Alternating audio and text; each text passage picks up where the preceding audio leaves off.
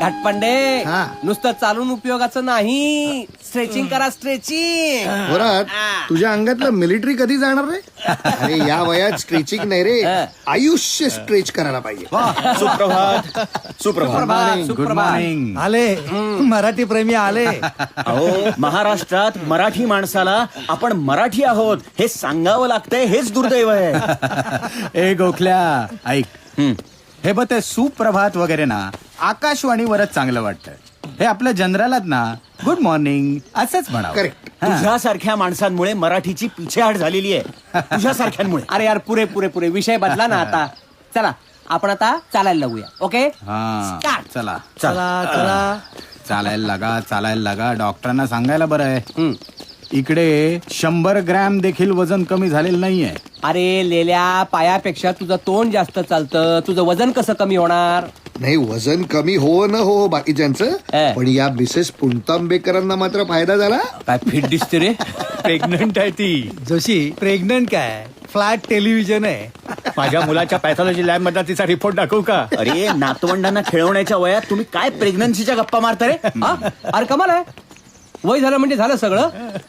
अरे हे बघ गोखल्या, कॅटरॅक्टचं ऑपरेशन झालं तरी तरुणबाई ही तरुणच दिसते. कॅमेरामन म्हातारा होतो, लेन्स नाही. ए रघु, हॅलो हॅलो काय साहेब, हा रघु 6 वडे, शिरा, ब्रेड बटर आणि 6 चहा, डबल साखर.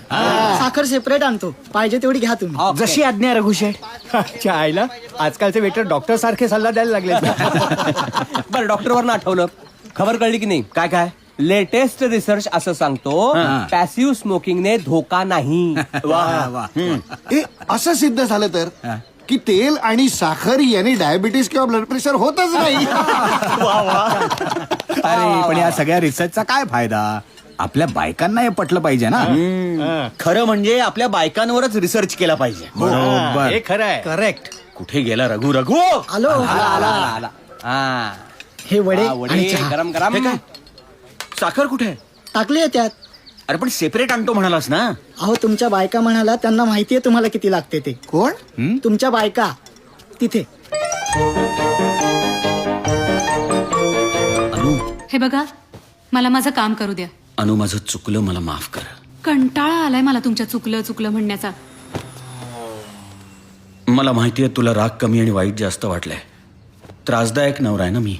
अगं मी रोज ठरवतो तुझ्यासारखं वागायचं, पण तुझ्या एवढा कणखर नाही ना मी ढेपाळतो.